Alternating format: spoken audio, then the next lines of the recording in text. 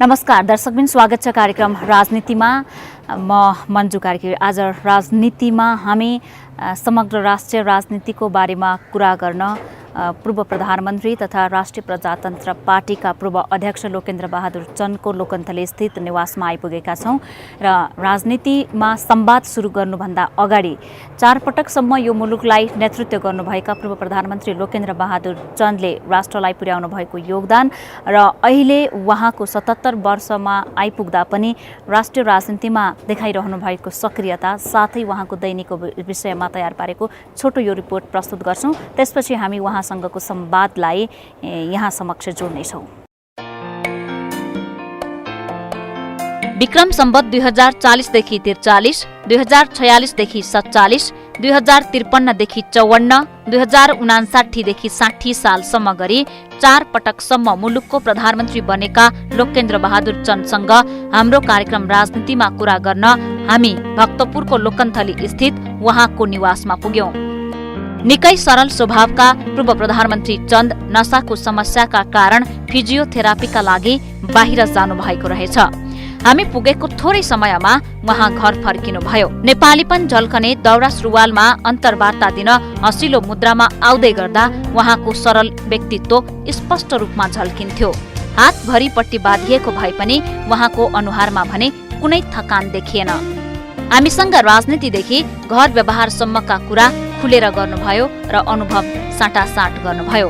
उहाँ पूर्व प्रधानमन्त्री, तर न त गेटमा कुनै सुरक्षा व्यवस्था कडा छ न घरभित्र सुरक्षाको प्रवाह देखियो।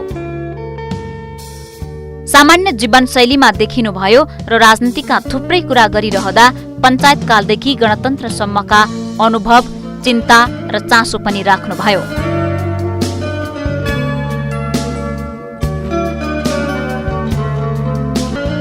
उहाँका सहयोगी पनि भन्छन् उहाँ सबैरै उठ्नुहुन्छ, नियमित दैनिकीसँगै हरेक दिन राजनीतिक भेटघाटलाई तीव्रता दिनुहुन्छ। बिहान सुरुमा पूजाआजा, त्यसपछि योगा अनि ध्यान गरेर करिब 8:30-9 बजेतिर उहाँले चिया कफी लिनुहुन्छ र त्यसपछि राजनीतिक भेटघाट, नेताहरू कार्यकर्ताहरू सबै आउँछन् र उहाँले अहिलेको यो उमेरमा पनि सक्रियतापूर्वक भेटघाटदेखि लिएर यो राजनीतिक कार्यक्रमहरूमा गरिराख्नु भएको छ। र उहाँको चिन्ता के भने अहिले पनि यो देशको राष्ट्रियताप्रति र जसरी यो परिवर्तनहरू अहिले डेभलप भइरहेको छ यो प्रति कहीँ न कहीँ यो सही मार्गमा गइरहेको छैन कि, किनकि संघीयता आयो, नयाँ नयाँ चेन्जेसहरू आए, तर यसले एक खाले समस्या पनि उत्तिकै बल्झाएर ल्याइरहेछ। जो स्थानीय निकायको पुनर्संरचना भनेको छ त्यसले, संघीयताले र एउटा राष्ट्रवादी उहाँको जुन विचार थियो राष्ट्रप्रतिको, त्यसप्रति उहाँ चिन्तित र अहिले पनि यो कब यो एकदमै समस्यामा गइसक्यो देश, योबाट कसरी माथि उठ्ने भनेर उहाँले अझै पनि चिन्ता लिइराख्नु भएको छ। राष्ट्रिय एकतामा मुख्य जोड दिनुहुने लोकेन्द्र बहादुर चन्दले वर्तमान अस्थिर राजनीतिक परिस्थिति आउनुमा आफू लगायत देशको सत्तामा बसेका अन्य जिम्मेवार व्यक्ति नै त्यसको जिम्मेवार रहेको ठम्म्याउनुभयो। हामीसँग थप कुरा गर्दा भन्नुभयो, पहिला भन्दा अहिले राष्ट्रिय एकता निकै कमजोर भएको छ। संघीयतालाई सही तरिकाले अगाडि बढाउन नसके देश डुब्न सक्छ। नेताहरूले जनतालाई केन्द्रमा राख्न सकेनन्, आफूलाई केन्द्रमा राख्दा देश अगाडि बढ्न सकेन र धनी र गरिब बीचको खाडल पुर्न सकेन। राजनीतिमा अबदेखि हामी प्रत्येक साता सोमबार राति 9 बजेदेखि 10 बजेसम्म देशमा राष्ट्रिय राजनीतिमा योगदान पुर्याएका महत्त्वपूर्ण व्यक्तिहरूसँग केही राजनीतिक र केही राजनीतिले त्यस्ता महत्त्वपूर्ण व्यक्तिहरूलाई परेको प्रभाव तथा उहाँहरूको राष्ट्रिय क्षेत्रमा राजनीति मार्फत पुर्याएको योगदानका विषयमा चर्चा गर्नेछौँ। आजको यो श्रृङ्खलामा हामी राजनीतिमा कुरा गर्न लोकन्थली स्थित पूर्व प्रधानमन्त्री लोकेन्द्र बहादुर चन्दज्यूको घरमा आइपुगेका छौँ र उहाँसँग पञ्चायत कालदेखि प्रजातन्त्र हुँदै गणतन्त्र आइसकेको 10 वर्षसम्मको यो राजनीतिक अनुभव, देशमा राजनीतिक रूपमा आएका उतार चढाव, यसले समग्र राजनीतिलाई पारेको प्रभाव र राष्ट्रका अन्य क्षेत्रमा परेका प्रभावका विषयमा हामी उहाँसँग कुराकानी गर्नेछौँ। हाम्रो कार्यक्रममा स्वागत छ यहाँलाई। तपाईँ पञ्चायत काल हुँदै प्रजातन्त्र हुँदै गणतन्त्रसम्म एउटा सत्तामै हुनुहुन्छ, सरकारको वरिपरि। पञ्चायत कालमा प्रधानमन्त्री बन्नुभयो, पञ्चायत कालमा पनि बन्नुभयो। अहिले फर्केर हेर्दा तपाईँको 50 वर्षको लगभगको राजनीतिक जीवनमा कस्तो लाग्छ? नेपालको राजनीति कसरी अगाडि बढ्दैछ? अब संक्षेपमा भन्ने हो भने अझै पनि राजनीतिक स्थायित्व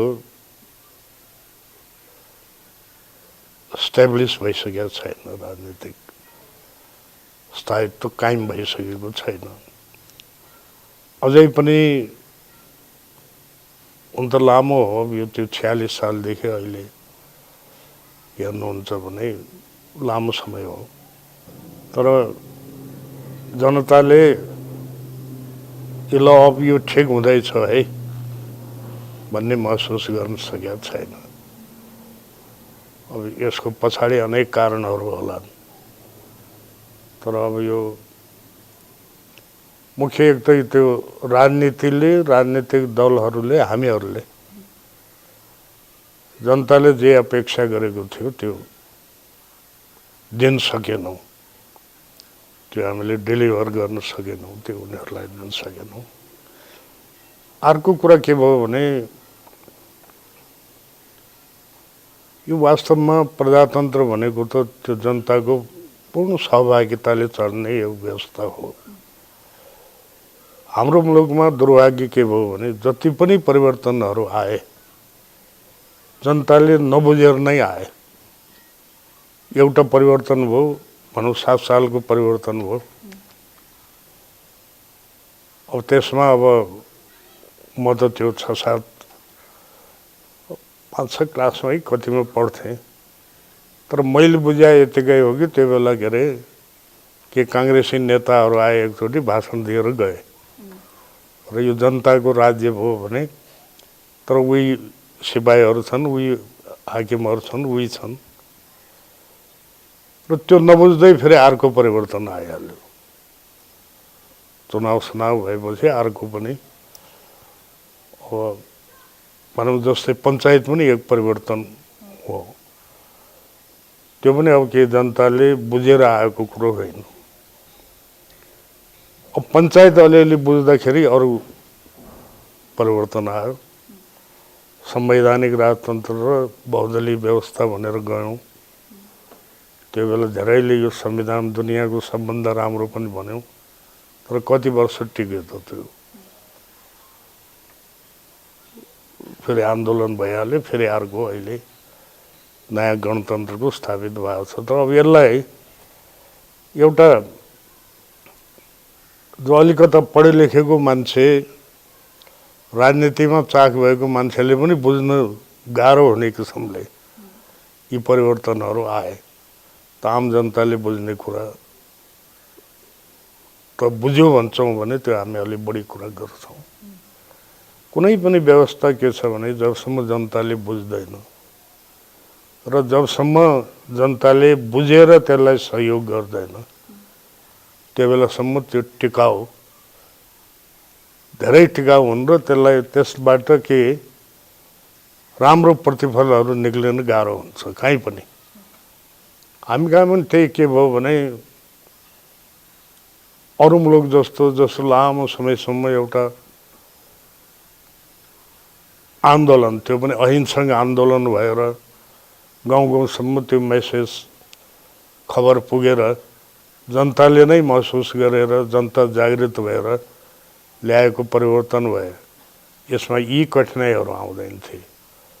त्यो नभए हुनाले छिटो कसरी जनताले यो कुरा थाहा पाउँदा अलिकता बुझ्नु खोज्दाखेरि फेरि अर्को आइदिने गरे हुनाले अहिलेको समस्याको मूल कारण त्यो हो। यहाँले स्थायित्वको कुरा पनि गर्नुभयो, अगाडि बढेका देशहरूमा राजनीतिक स्थायित्व छ भन्ने कुरा। तपाईँ आफै 15 दिनका लागि प्रधानमन्त्री बनेको व्यक्ति पनि र एउटा कठिन राजनीतिक परिस्थिति मुलुकमा हुँदाको अवस्थामा राजनीति सुरु गरेको व्यक्ति र मुलुकलाई 4 पटक नेतृत्व गर्ने अवसर पाउनुभयो। एउटा नयाँ जेनेरेसनमा राजनीतिलाई कसरी बुझ्ने एउटा आकाङ्क्षा हुन्छ, म राजनीतिको माध्यमबाट देशलाई यो कुराको पूर्ति गर्छु, परिपूर्ति गर्छु, जनताका लागि यो गर्छु भन्ने जुन राजनीतिमा प्रवेश गर्नु पूर्वको सोच हुन्छ नि, नेतृत्वमा पुगिसकेपछि त्यो किन कार्यान्वयन हुँदैन जस्तो लाग्छ? अब पहिला तपाईँले के अरे अब यो 2-3 कुराहरू आए, म यसलाई अलि छुट्याएर यसको जवाब दिन्छु। त्यो के अरे यो स्थायित्व भनेको को मान्छे कति प्रधानमन्त्री बस्यो कति बसेन भन्नेबाट हिसाब गर्नु हुँदैन। अहिले त्यो हिसाब पनि गरिँदैछ। स्थायित्व भनेको एउटा सिस्टम, व्यवस्थै भन्नु पर्यो होइन, सिस्टमको स्थायित्व हो। प्रजातन्त्रमा भनेपछि त एउटा स्थायी सिस्टम हुन्छ जसले कुनै एक दिन मान्छे बस्यो भने पनि सरकार परिवर्तन हुँदाखेरि प्रजातन्त्रमा एउटा सुकेको पात झरे जस्तो स्वर पनि हुँदैन र अर्को सरकार आउँछ। तर एउटा सिस्टम के भन्ने, त्यसलाई व्यवस्था नै भन्नु पर्यो, स्थायी भए हुनाले जो आए पनि त्यो कुराहरू अगाडि बढेर जान्छ। र मैले भन्नु खोजेको के भने कुन प्रधानमन्त्री कति बस्यो भन्नेबाट स्थायित्वलाई हिसाब गर्ने होइन। स्थायित्वको हिसाब के भने त्यो सिस्टम कसरी अगाडि बढिरहेको छ र मैले त्यही कुरा गरे हुँ।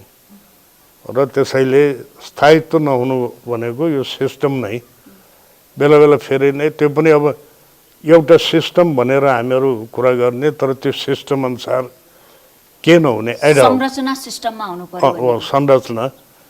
संरचना पनि नबन्ने र त्यो एडहक जुन बेला जे चाहियो त्यो निर्णय गर्ने र त्यो सिस्टमलाई आफूलाई फाइदा हुने भयो भने त्यो कता फालिदिने जो प्रवृत्ति हो त्यसले अस्थिरता र अस्थायी के अरे स्टेबिलिटी जो छ, स्थायित्व जो छ त्यो कायम गर्नु नदिएको हाम्रो मुलुकमा हो। अब अर्को कुरा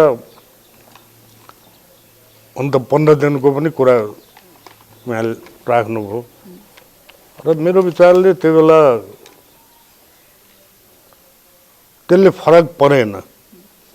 एउटा सिस्टमबाट अर्को सिस्टममा जानको लागि अनेक किसिमको बवालहरू, अनेक किसिमको कहीँ ब्लड सेड हुन्छ, रगत बग्छ, कहीँ लामो आन्दोलनहरू हुन्छन् र कहीँ कटुता धेरै हुन्छ। तर त्यो बेला 15 दिन बस्दाखेरि मलाई लाग्छ त्यो मेरो आफ्नो पदावधिको सबभन्दा राम्रो पिरियड थियो, फाइनेस्ट आवर भन्छन् नि। किनकि 15 दिन बस्दाखेरि पनि पञ्चायतबाट बहुदलीय व्यवस्थामा सत्ता परिवर्तन भयो। त्यो धेरै कम के अरे धेरै कम नुकसान भएर मुलुकलाई। र सबभन्दा ठुलो कुरा हामी यो कुरालाई याद गर्नुपर्छ, त्यो बेला कहीँ बाहिर जानु परेन सत्ता परिवर्तनको लागि, मुलुकभन्दा बाहिर जानै परेन। त्यो 46 सालमा परिवर्तन भयो, देशभित्रै बसेर आन्दोलनकारी र सत्ता पक्ष स्वयं राजा वीरेन्द्र पनि बसेर एउटा छलफल भयो र एउटा निर्णयमा पुगेर त्यो परिवर्तन भयो। मलाई मेरो सबभन्दा राम्रो के अरे आवर, फाइनेस्ट आवर, सबभन्दा राम्रो सम्झनाको घडी भनेर म यसलाई रेकर्ड गर्नेछु। र फेरि दोहोऱ्याउँछु, महत्त्वपूर्ण कुरा के भने कहीँ बाहिर जानु परेन, उत्तर दक्षिण पूर्व पश्चिम कहीँ अर्को मुलुकमा जाने कुरामा अलिकति म तपाईलाई जोड्न खोज्छु। विगतमा राष्ट्रियता बलियो थियो भनेर अहिले जनताले भन्न थालेका छन्। केही समय अघिको भारतको गणतन्त्र दिवसमा पनि नेपालको तर्फबाट राजा वीरेन्द्र प्रमुख अतिथिको रूपमा त्यहाँ जानुभएको थियो भन्ने एउटा स्थान दिन्थ्यो। हामी बाहिर जाँदा जङ्गबहादुर राणा बेलायतमा जाँदा पनि त्यहाँको महारानीलाई दिने तोप नै उहाँलाई दिएको थियो, उहाँको अडानले भनेर भनेको थियो। अहिले नेताहरूले विदेश भ्रमणमा जाँदा खास गरी पूर्व पश्चिम र खास गरी दक्षिणसँगको हाम्रो छिमेकमा चाहिँ आफ्नै पदीय मर्यादालाई समेत ख्याल नगरिकन भ्रमण तय गर्ने, छलफलका लागि जाने, विशेष दूत पठाउने, गोप्य रूपमा पठाउने कुरा भइरहेको छ। यसले तपाईँ एउटा राष्ट्रको अभिभावक पनि हो, दूरदर्शी रूपमा हेर्दाखेरि राष्ट्रलाई के घाटा होला यसबाट? अब दूतलाई के हिसाबले पठायो, विशेष दूत पठाउनु कुनै पनि प्रधानमन्त्रीले आफ्नो कुनै पनि, किनकि अब अहिले आफू अलग्गै बसेर आइसोलेसनमा त जान सकिँदैन। यो दुनियाँ नै एउटा गाउँको रूपमा विकसित भइराखेको बेला हो। छलफल हुन्छ, आदान प्रदानहरू हुन्छन्, सरसल्लाहहरू पनि हुन्छ र कुनै मुलुकमा कहीँ पनि म यो एक दुई विशेष दूत प्रधानमन्त्री पठाउनु भन्ने कुरा त्यो नचाहिने गलत कुरा हो म भन्दैन। मुख्य त्यो के को लागि पठाइयो उद्देश्य त्यो कुरा महत्त्वपूर्ण हुन्छ। म अहिलेको यो घटनालाई भन्दाखेरि छैन। 2007 सालदेखि झन्डै 7 दशकमा ठुला 7 राजनीतिक परिवर्तन भएका छन्, तर सबै राजनीतिक परिवर्तनको एजेन्डा जनताको बीचको धनी र गरिबको खाडललाई एउटा तहमा पुर्याएर गरिबलाई पनि राज्यको क्षेत्रमा पहुँच पुर्याउनु थियो, गरिबलाई पनि अगाडि बढाउने कुरा थियो।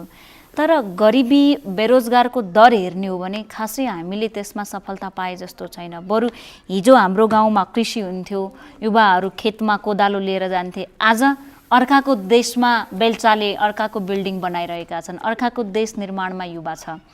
तर पनि कुनै नेतालाई न अप्ठ्यारो छ, न कता कता लज्जाबोध छ, न आफ्नो युवाप्रति कुनै दया र माया छ। उल्टा रेमिटेन्सले देश धान्यौँ भनेर मजाले भन्नुहुन्छ। कसरी बुझ्नुहुन्छ तपाईँले यो कुरा? सुरुवात नै हाम्रो के भयो भने अब हामीहरूको त्यो म अलग राख्दैन है। हामी भनेपछि हामी सबै राजनीतिक, म पनि छु त्यसमा। हाम्रो एउटा जो उद्देश्य या लक्ष्य राजनीतिमा लाग्दाखेरि या जो गर्दाखेरि, अब पहिला कसैले त्याग तपस्या इत्यादि पनि गरे, अब त्यसलाई हामीले गरेनन् भन्न मिल्दैन। तर पछि आएर वातावरण नै यस्तो भयो कि हाम्रो एक उद्देश्य के रह्यो भने सत्तामा पुग्ने। किनकि सत्तामा पुग्यो भने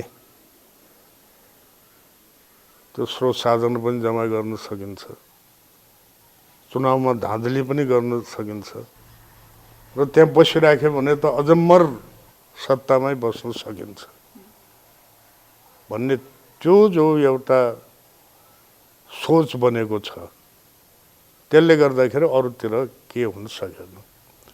अब हेर्नुहोस्, हुन त अहिले सत्ता नै केन्द्रमा भयो भन्ने तपाईँको निष्कर्ष छ? सत्ता नै केन्द्रमा राखेर राजनीति अगाडि बढाए हुनाले अरू कुराहरू हुन सकेको छैन। अब अहिले अवसर त प्रशस्तै आएका छन्। जस्तै अब हुन त म भन्छु, जसरी म पहिला बस्दाखेरि पनि 2.5 वर्षभन्दा पनि बढी बसेँ, त्यो बेलामा पनि खास विकासको काम गर्नु सकिएन। तर त्यो बेला बाधक के थियो भने स्रोत थिएन, त्यसको लागि खर्च गर्ने स्रोत थिएन। एक अर्को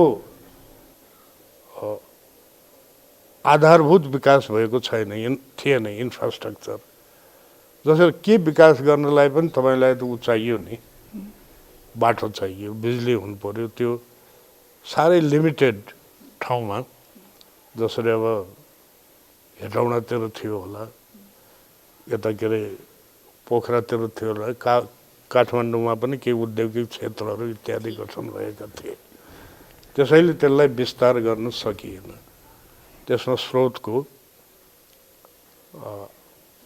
अभाव मुख्य कुरा, स्रोत र आधारभूत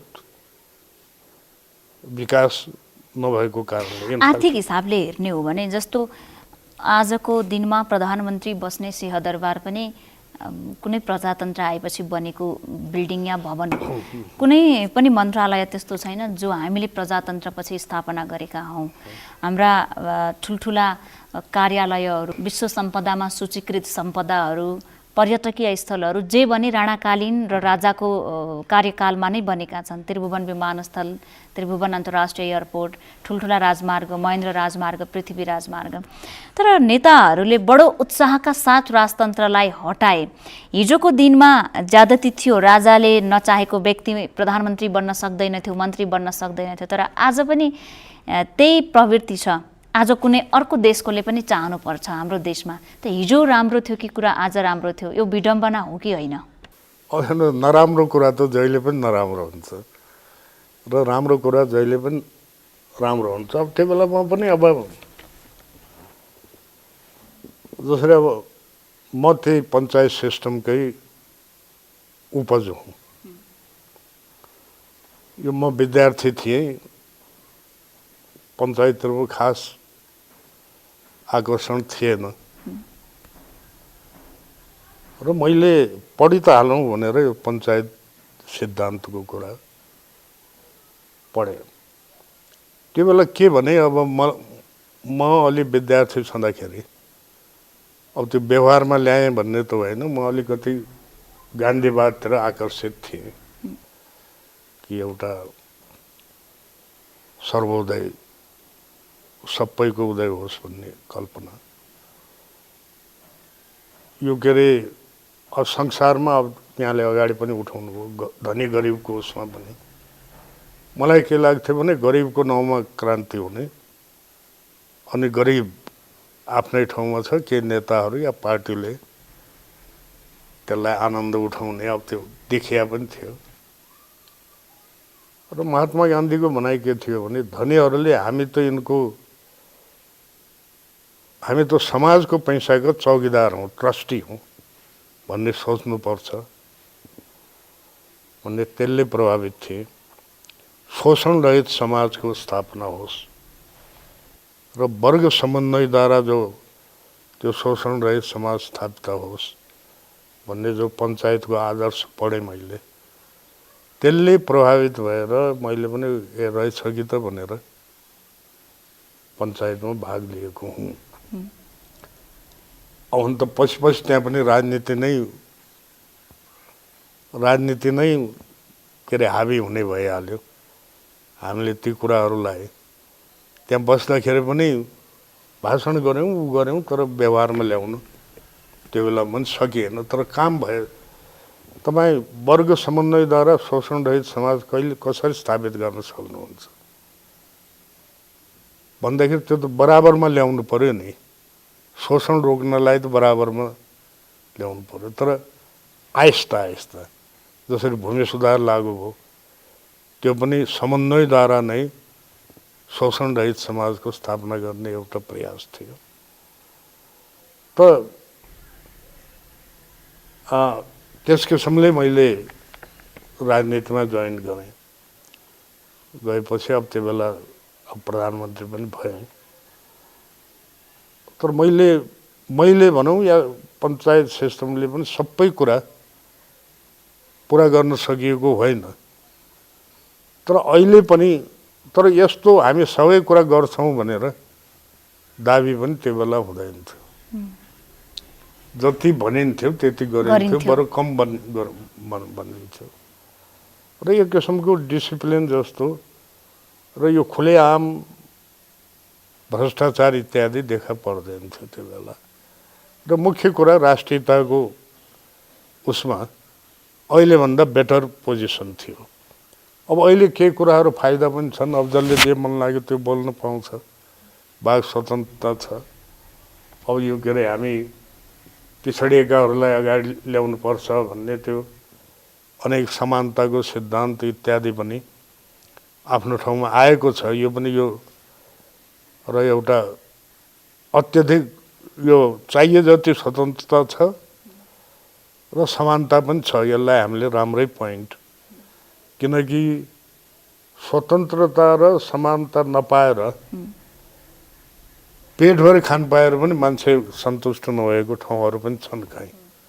कमसेकम त्यो हामीले पाएका छौँ। यो अहिलेको राम्रो पक्ष हो। तर हामीले के बुझेका छैनौँ भने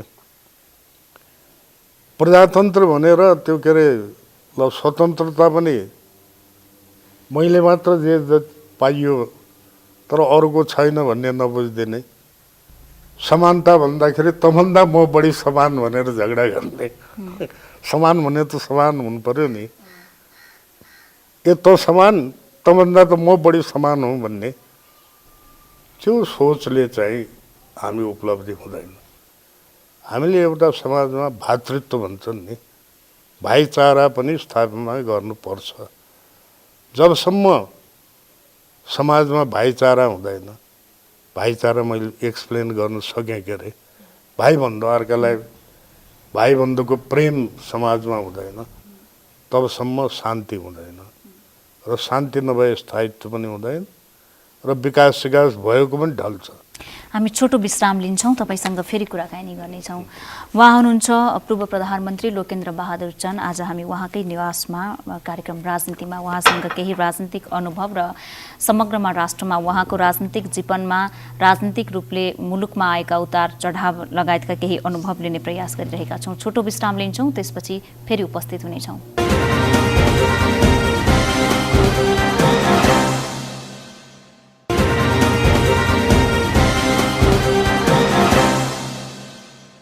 विश्रामपछि स्वागत छ। यहाँहरू कार्यक्रम राजनीतिमा हुनुहुन्छ। राजनीतिमा आज हामी पूर्व प्रधानमन्त्री लोकेन्द्र बहादुर चन्दसँग कुराकानी गरिरहेका छौँ। राष्ट्रिय राजनीतिमा उहाँले पुर्याउनु भएको योगदान र उहाँको लगभग 50 वर्षको नेपाली राजनीतिसँगको प्रत्यक्ष अनुभवको विषयमा यहाँलाई पुनः स्वागत छ चन्दज्यू। अब तपाईँ साहित्यमा पनि रुचि राख्नुहुन्छ, राजनीतिको माध्यमबाट पनि मुलुकलाई सेवा दिने हो, साहित्यको माध्यमबाट पनि मुलुकलाई सचेत गराउने हो, एउटा सेवा दिने हो। तपाईँले आफ्नै अनुभवमा के राम्रो बुझ्नु भएको छ? साहित्यबाट सजिलो छ कि राष्ट्रलाई मुलुकलाई सचेत गराउन राजनीतिबाट?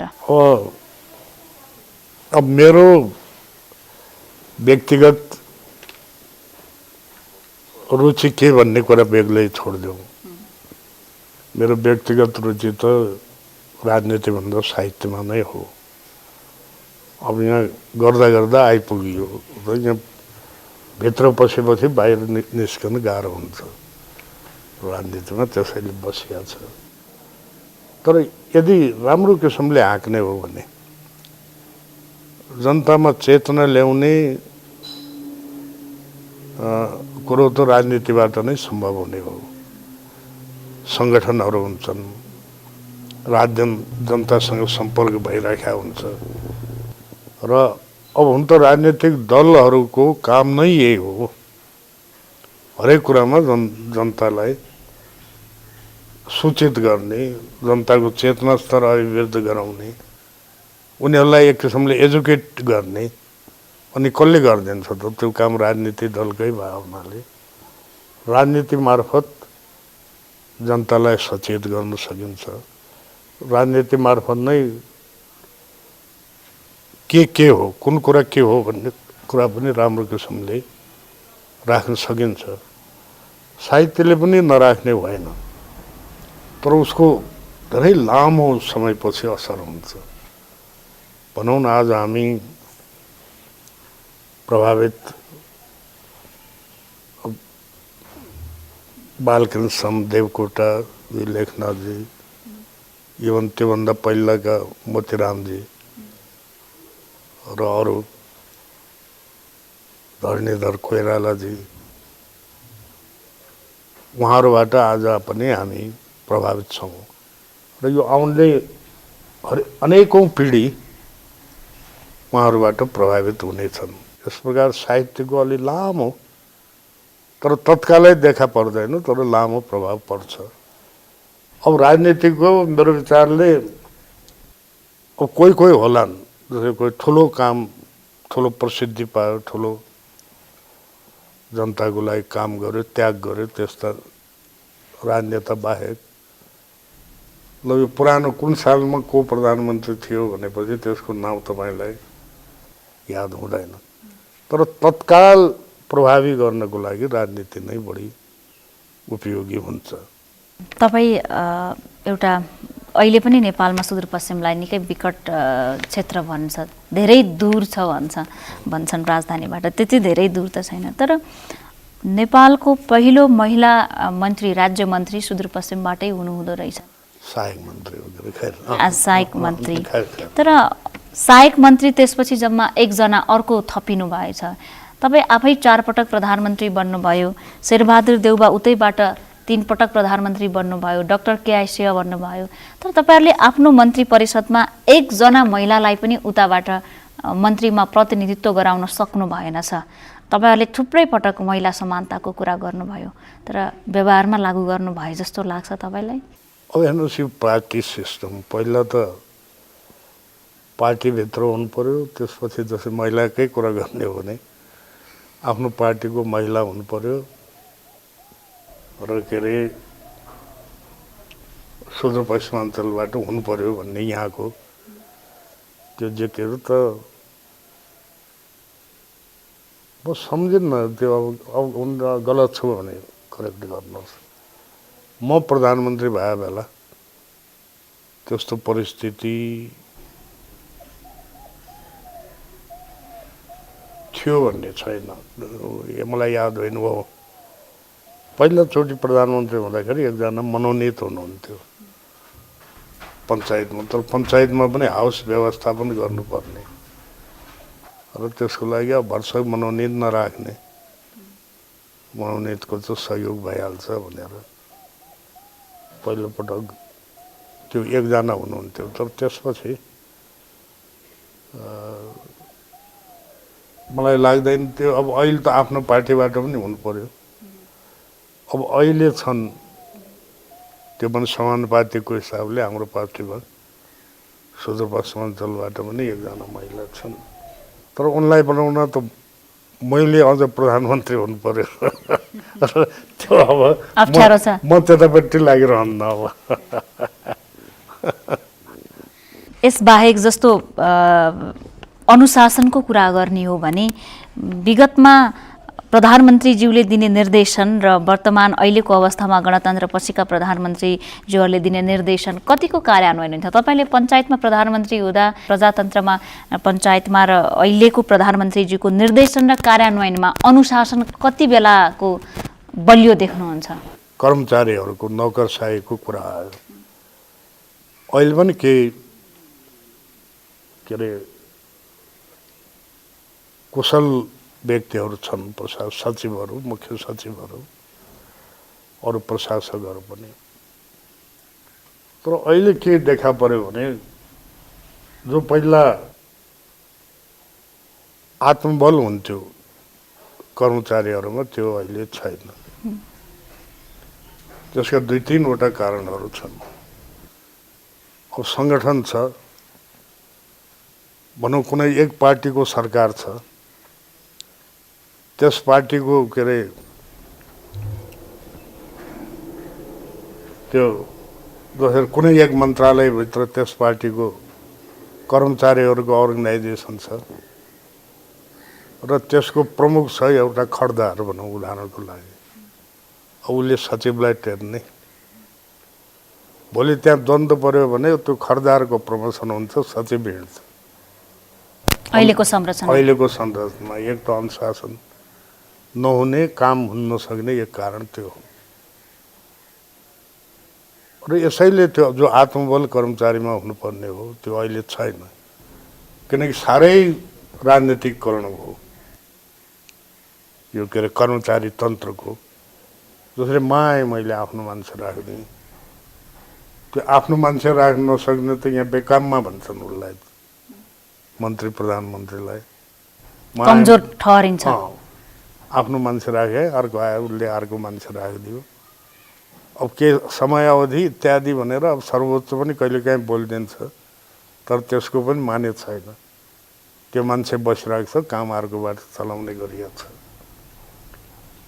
र आत्मबल नभए हुनाले कसले टेर्ने त? अब त्यो सचिवले, प्रधानमन्त्रीले निर्देशन त आखिर मुख्य सचिवलाई दिने हो, मुख्य सचिवले सचिवहरूलाई दिने हो। अब त्यो सचिवले भने त्यो खरदार या त्यो मुखिया त्यसले टेर्छ। हिजो पनि यस्तै हुन्थ्यो। हिजो थिएन हेर्नुहोस्, त्यही भन्दैछु म। हिजो कर्मचारीहरूमा आत्मबल थियो। म अहिले पनि यो गणतन्त्र बाहेकको अवस्थामा प्रधानमन्त्री भएँ, पहिले पनि म प्रधानमन्त्री भएँ। मलाई त्यो प्रष्ट अनुभव छ। पहिले कुरा गर्दाखेरि, छलफल हुँदाखेरि मानव प्रधानमन्त्रीले नै के गर्न खोज्यो, त्यो सचिवहरू, मुख्य सचिव, सचिव या प्रशासकहरू, होइन हजुर यो त मिल्दैन, यो गर्नु भएन, यसको असर पनि राम्रो हुन्छ, यो कारणले मिल्दैन भनेर त्यसलाई रोकिदिन्थे र बरु यसलाई यसरी गरौँ भनेर सुझाव दिन्थे र काम पनि हुन्थ्यो र त्यो एउटा सिस्टमभित्र र एउटा कानुनभित्र पनि हुन्थ्यो। पछि आएर मैले के देखेँ भने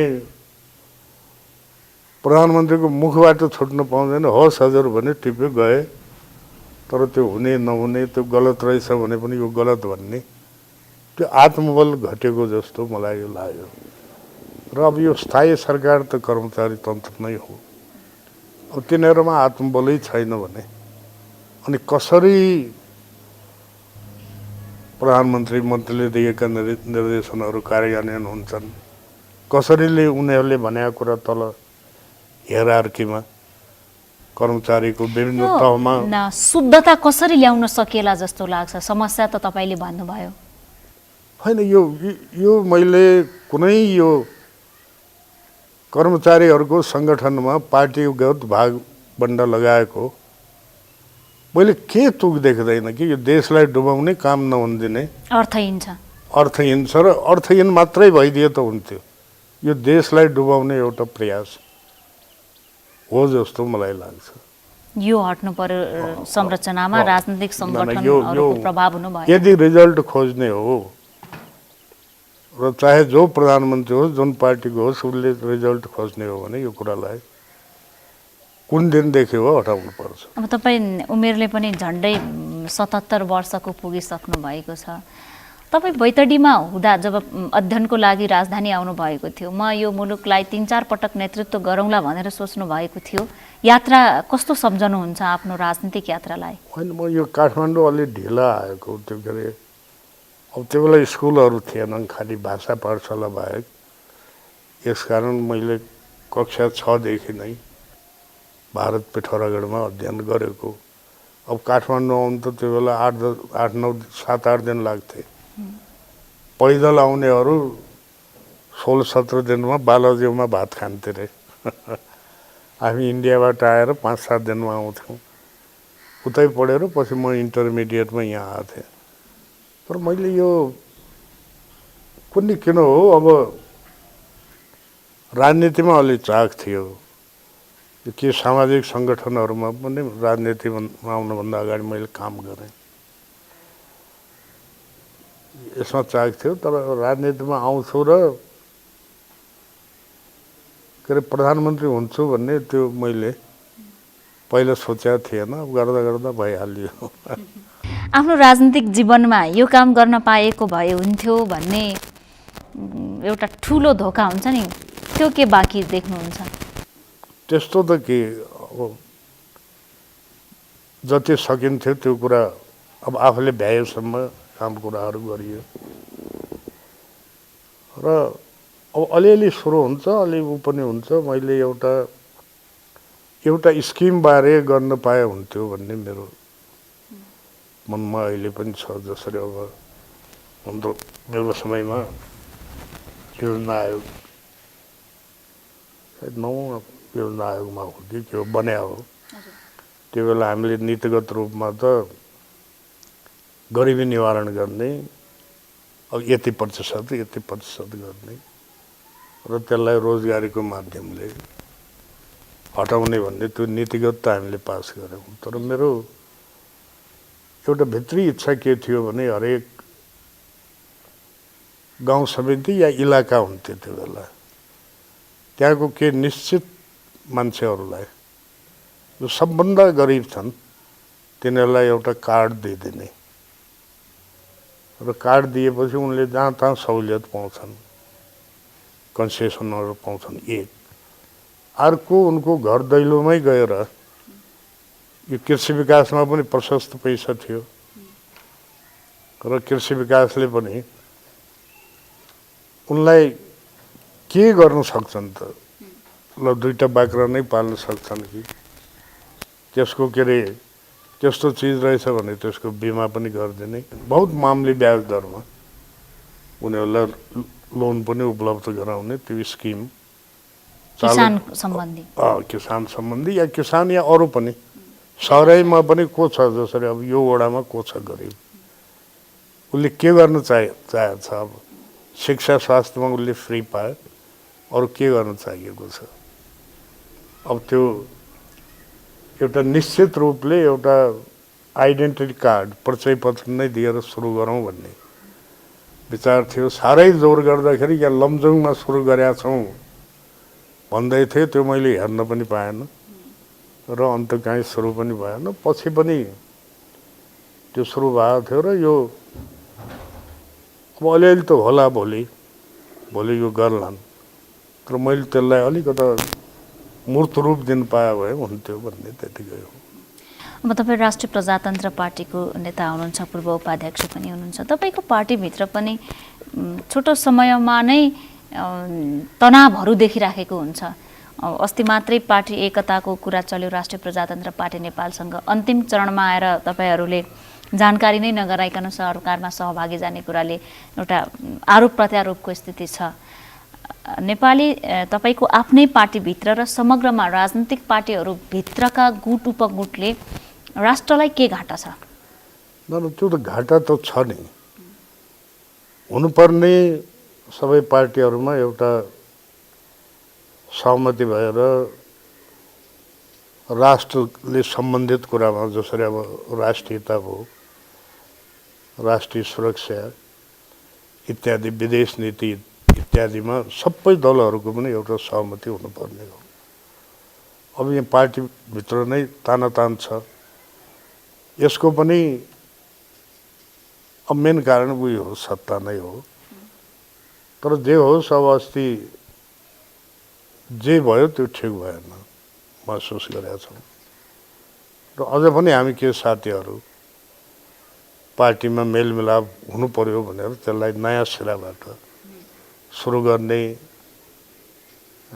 प्रयासमा छौँ र अब अहिले तत्कालै त कुरा हुनु पाएको छैन, तर दुवैतिरबाट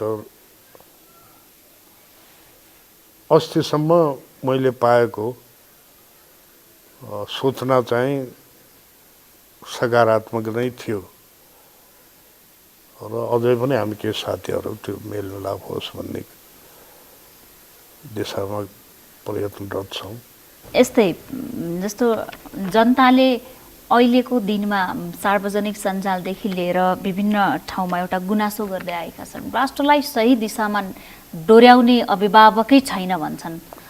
परिस्थितिले त्यस्तो अभिभावक बन्न नसकेको अवस्था हो कि खाँचो छ कि छैन कुनै नयाँ शक्ति, नयाँ व्यक्ति र जसले राष्ट्रलाई, जनतालाई एउटा चित्त बुझाओस्? आजको दिनमा जनताका अधिकांश कुरामा चित्त बुझेको छैन राजनीति। त्यो कुरा हामीले स्वीकार गर्नुपर्छ। के हामीहरूले आफूमा परिवर्तन ल्याउनु पर्यो, तर त्यसको लक्षण देखा परिरहेको छैन। अनि हेर्नुहोस्, जनताको आवाजको एउटा मूल्य हुन्छ, मैले त देखाएको छु आफ्नो जीवनमा। जनता के पनि गर्दैन, तर त्यो जनताको आवाज उठ्न थाल्यो भने त्यही हुन्छ। अब यो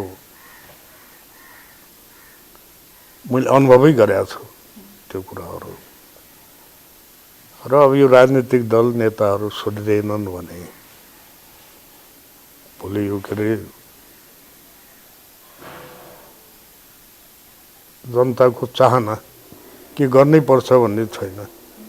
जनताको चाहना यही किसिमले बढ्दै गयो भने अहिलेको यो हाम्रो पिँढी कहाँ पुग्छ त्यसको ठेगान हुँदैन। नेताहरूले सोच्नुपर्ने मौका आएको छ।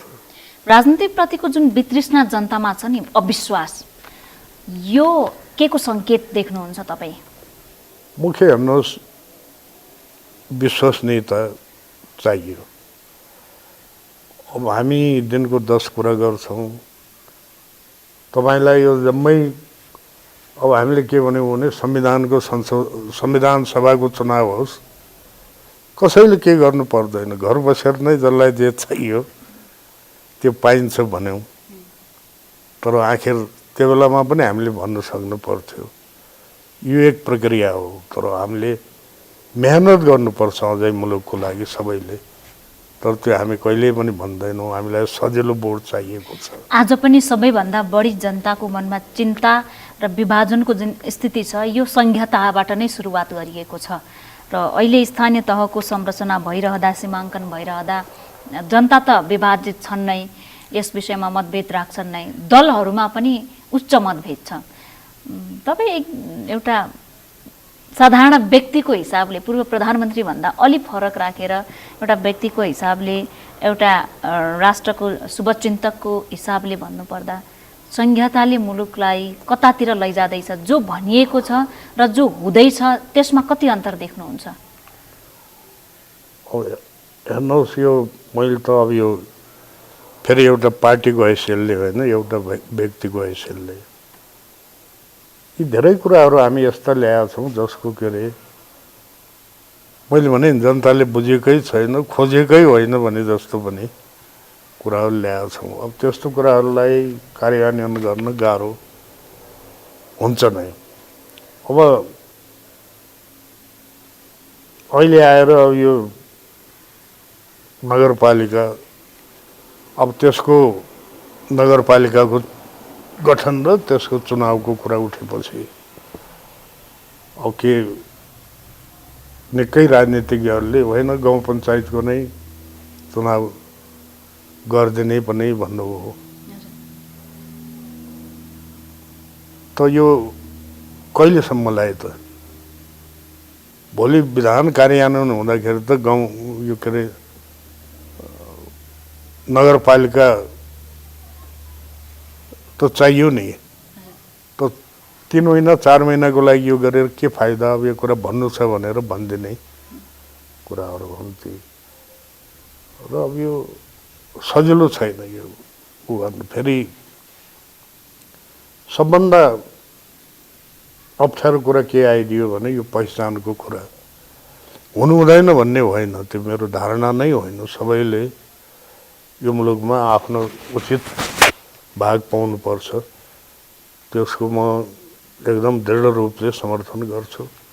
समयका लागि धेरै धेरै धन्यवाद। दर्शकबिन, उहाँ हुनुहुन्थ्यो पूर्व प्रधानमन्त्री तथा राष्ट्रिय प्रजातन्त्र पार्टीका पूर्व अध्यक्ष लोकेन्द्र बहादुर चन्द। उहाँसँग हामीले आज कार्यक्रम राजनीतिमा उहाँका राजनीतिक अनुभव र नेपाली राष्ट्रिय राजनीतिमा उहाँको योगदान, साथै नेपाली राजनीतिमा लामो समयदेखि आउने गरेको उतार चढाव र त्यसले राष्ट्रका विभिन्न अङ्गहरूमा पुर्याएको असर तथा सुधारका लागि गर्नुपर्ने प्रयासहरूका विषयमा केन्द्रित रहेर उहाँसँग कुराकानी गर्यौँ। हामी अर्को साता यस्तै अर्को पात्रका साथ फेरि उपस्थित हुनेछौँ।